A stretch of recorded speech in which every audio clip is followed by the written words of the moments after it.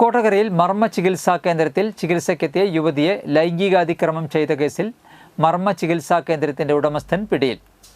Kodakara വല്ലപ്പാടിയിലുള്ള art of മർമ്മ എന്ന സ്ഥാപനത്തിൻ്റെ ഉടമയായ കൊടകര വട്ടേക്കാട് സ്വദേശി വിരിപ്പിൽ വീട്ടിൽ സിൻഡെക്സ് സെബാസ്റ്റ്യൻ 47 വയസ്സാണ് കൊടകര പോലീസ് പിടികൂടിയത്. കഴിഞ്ഞ 15-ാം തീയതി ഉച്ചയ്ക്ക് 12:30ഓടെയായിരുന്നു കേസിനാസ്പദമായ സംഭവം. തൃക്കൂർ സ്വദേശിയായ യുവതി വലതുകൈയുടെ തരിപ്പിന് ചികിത്സയ്ക്കായി സ്ഥാപനത്തിൽ എത്തിയിരുന്നു. ഒഴിച്ചില്ലായി വനിതാ ജീവനക്കാർ ഉണ്ടായിരിക്കെ അവരെ ഒഴിവാക്കി പ്രതി ചികിത്സ എന്ന വ്യാജേന യുവതിയെ നിർബന്ധിച്ച് വിവസ്ത്രയാക്കുകയും ലൈംഗിക ചുവയോടെ സംസാരിക്കുകയും പിന്നീട് ലൈംഗികാതിക്രമം ചെയ്യുകയുമായിരുന്നു. Kodakara police station inspector PK Das, sub inspector Suresh EA, ASIമാരായ Jyothilakshmi, Baby, Gokulan, Ashlin John, senior civil police officer Aneesh, civil police ഓഫീസർമാരായ ശ്രീജിത്ത്, ജിലു സെബാസ്റ്റ്യൻ എന്നിവർ ചേർന്നാണ് പ്രതിയെ പിടികൂടിയത്.